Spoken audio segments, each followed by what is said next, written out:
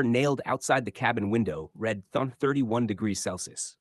The red line had sunk so low it almost disappeared, swallowed by the white world beyond the glass.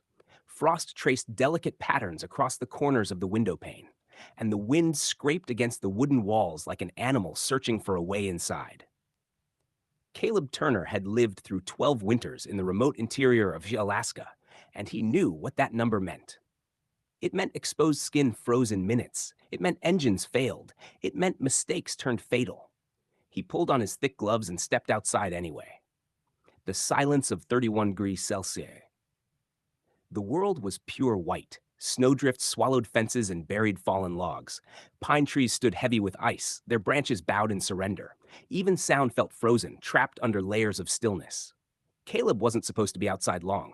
He only needed to check the shed behind the cabin. A loose hinge had been rattling during the night storm, and in this cold, small damage turned into big problems fast.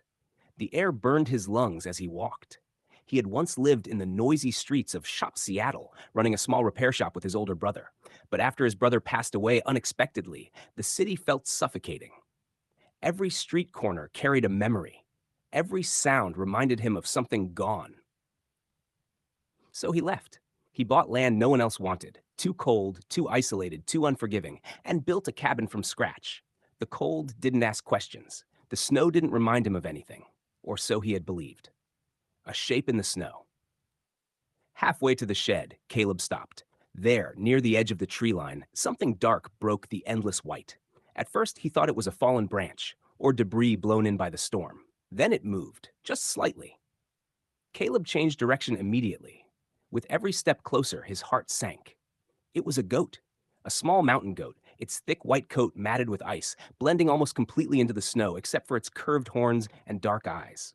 One leg was twisted awkwardly beneath its body. Frost crusted its muzzle. Its sides rose and fell in shallow, uneven breaths. It was alive, but barely. Mountain goats were tough, built for cliffs, wind, and freezing heights. If one lay like this, exposed and still, it meant something had gone very wrong. Caleb knelt carefully. "Easy," he murmured, voice low and steady. "I'm not here to hurt you." The goat tried to lift its head, but it collapsed again. In 31 degrees Celsius, hypothermia didn't wait. Caleb had seconds to decide. Bringing a wild animal into his cabin was dangerous. It could panic, it could lash out, it could destroy everything inside. But leaving it here meant certain death. He slid his arms beneath its body. The goat was lighter than he expected, far too light, probably separated from its herd during the storm, injured and unable to climb back to safety. Caleb stood slowly, adjusting the animal's weight against his chest.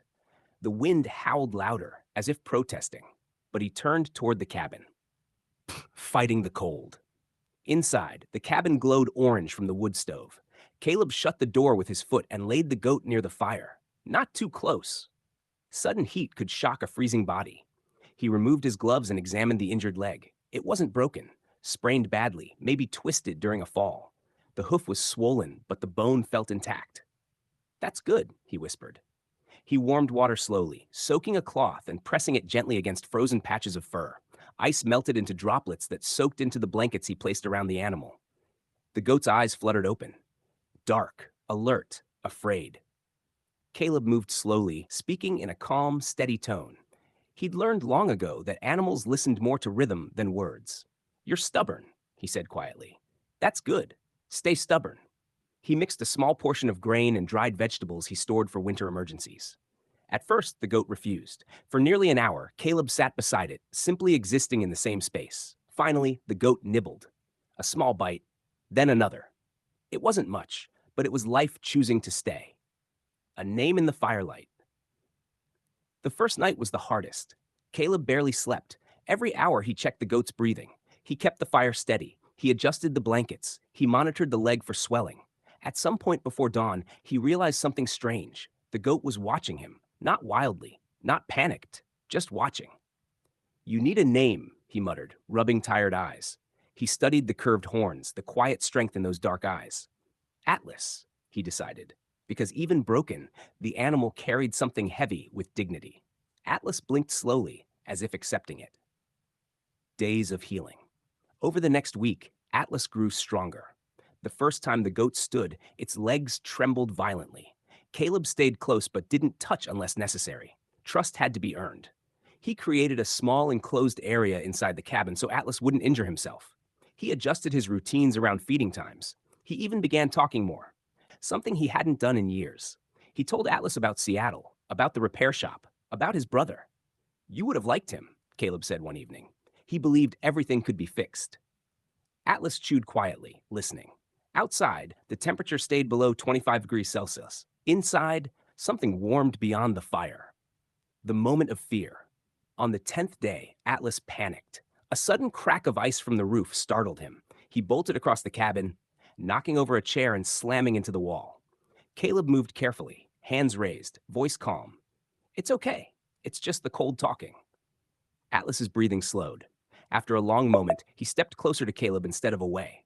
That was the turning point. Trust wasn't built in comfort. It was built in fear. The release. 3 weeks later, Atlas walked without limping. The swelling had faded. Strength had returned. His coat shone clean and thick again. Caleb knew what had to happen. Wild animals weren't meant for cabins. One morning, under a pale blue sky and a warmer 18 degrees Celsius, Caleb opened the door. Snow sparkled like crushed diamonds. Atlas hesitated at the threshold. For a moment, he looked back at Caleb. Neither moved. You belong out there, Caleb said softly. Not in here. Atlas stepped into the snow. He walked slowly at first, then faster. 20 yards, 50. At the tree line, he paused, turned. Their eyes met. And then he climbed into the forest, disappearing among white cliffs and shadowed trees. The silence returned. Caleb stood there long after the hoofprints filled with drifting snow. The return. 4 days passed. Caleb told himself it was better this way. On the 5th morning, he opened the cabin door. Atlas stood at the edge of the clearing, stronger, confident, watching. Caleb laughed, a sound rusty from disuse. Well, he said, shaking his head. Guess you know where I live. Atlas didn't approach fully. He stayed at a respectful distance, but he didn't leave either. That day, he grazed nearby. The next day, he returned again and again. The unbreakable bond. Spring arrived slowly across Alaska. Snow melted into rushing streams. Ice loosened its grip on tree branches. The air softened. Atlas began visiting daily. Sometimes he came alone. Sometimes he stood silently, as if guarding the clearing. Other times he simply watched Caleb work. One afternoon, Caleb noticed something new. Atlas wasn't alone. Behind him stood a smaller goat, younger, curious, cautious. Caleb's chest tightened. Life had continued. Atlas had returned not because he needed saving, but because he remembered, because he chose to. From that day on, Caleb's cabin was no longer just a shelter from the cold. It was part of something alive. Years later, seasons passed. Atlas remained wild. He never crossed fully into domestication. He never entered the cabin again, but he returned every winter, always when the cold grew cruel, sometimes with others, sometimes alone. Each visit was brief but certain, a quiet acknowledgement, a shared understanding forged at 31 degrees Celsius. One winter afternoon, a photographer traveling from Anchorage captured a moment. A man standing in the snow, a mountain goat a short distance away, both still, neither afraid. The image spread quietly online. People called it extraordinary, magical, impossible. But Caleb knew the truth. It wasn't magic. It was a choice made in brutal cold, a choice to lift something fragile when it would have been easier to walk away. And sometimes, in the harshest temperatures, the warmest bonds are formed. Caleb never returned to Seattle.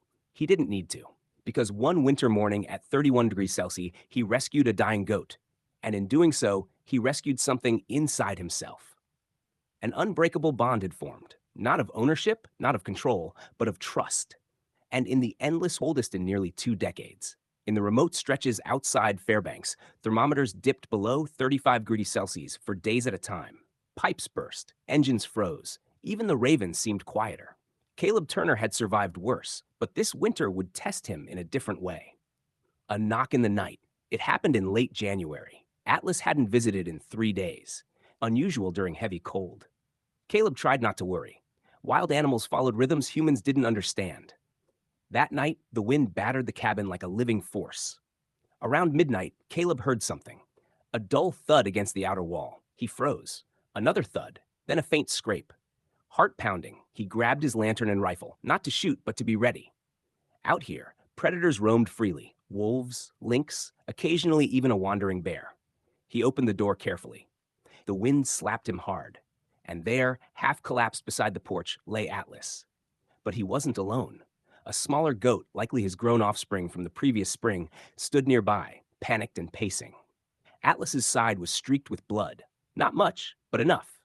The second rescue, Caleb moved without hesitation. Atlas tried to stand but stumbled. "Easy, old friend," Caleb murmured, kneeling beside him. A deep gash marked Atlas's shoulder, claw marks. Wolves. Caleb scanned the darkness, listening. Nothing but wind. He lifted Atlas again, just as he had the first winter. The weight felt heavier this time, not because Atlas was larger, but because the stakes felt deeper. The younger goat followed to the porch, but stopped at the doorway. Caleb brought Atlas inside. For the second time, the cabin became a hospital. Fighting more than cold. The wound wasn't fatal, but infection in this climate could kill faster than frostbite. Caleb cleaned the gash carefully, teeth clenched as Atlas flinched. "You're not done yet," he whispered. He stitched the deeper cut with shaking hands. He hadn't done that in years, not since helping his brother fix up injured sled dogs back in Washington state. Outside, the younger goat refused to leave. Every morning, Caleb found fresh hoofprints circling the cabin, waiting, watching. The bond had grown beyond one life. When news travels. A week later, a supply pilot from Fairbanks stopped by the area to drop off mail for scattered cabins. His small plane circled once, then twice. He'd spotted something unusual from above, a wild mountain goat standing calmly near a human cabin. That alone was rare. But when he returned a few days later and saw two goats lingering nearby, curiosity turned into a story. Easy there, I've got you. Within weeks, word spread through Almost free small-town now. circles in Alaska. There's a man living out there with wild goats. Claims he saved one. Now they guard his cabin. Caleb didn't care about rumors. He cared about Atlas breathing steadily through the night. Recovery. Again, Atlas healed slower this time. Age showed in the stiffness of his movements. But his spirit hadn't changed. One afternoon, as Caleb changed the bandage, Atlas did something unexpected. He leaned forward, rested his forehead gently against Caleb's shoulder. Just for a second. It wasn't submission. It wasn't weakness. It was recognition. Caleb closed his eyes. "You stubborn animal," he whispered, voice thick. "You're not supposed to do that." Outside, the younger goat bleated softly, the first sound Caleb had ever heard from it. The visitors. By early spring, a pair of wildlife researchers requested permission to visit the property. They had heard the story and wanted to observe the unusual interaction. Caleb nearly refused. He valued quiet.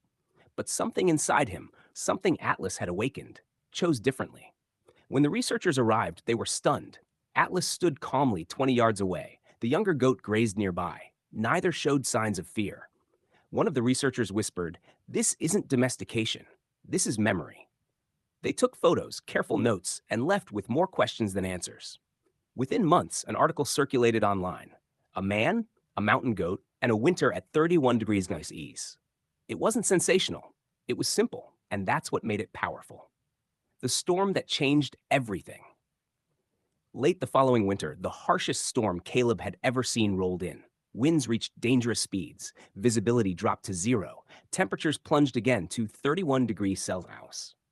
This time, Atlas didn't come alone. 5 goats gathered near the cabin before the storm struck. They didn't try to enter.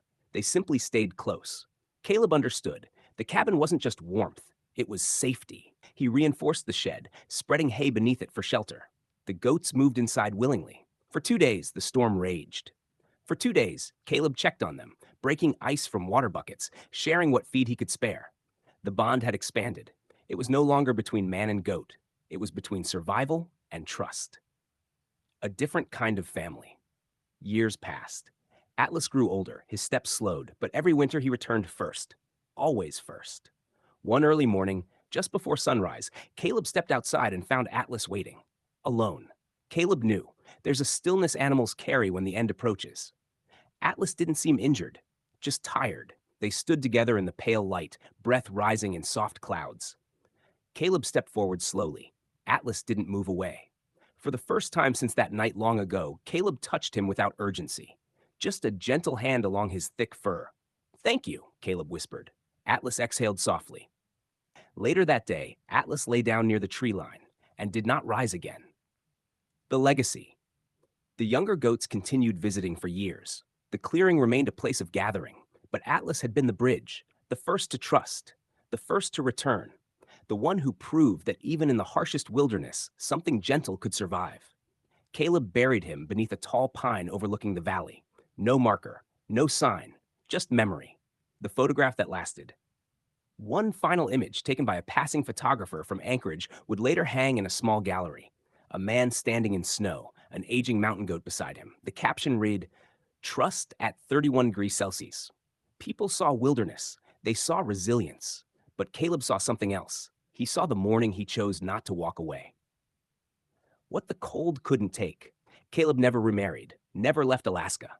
But he was no longer alone in the way he once had been. Because years ago, at 31 degrees Celsius, he rescued a dying goat, and in doing so, he thawed a part of himself. The cold had nearly frozen forever. The wind still howled across the white fields each winter. The temperature still dropped. Storms still came. But now, when Caleb looked out across the snow, he didn't see emptiness. He saw hoofprints. And in those tracks, he saw proof. Compassion leaves marks the cold can't erase.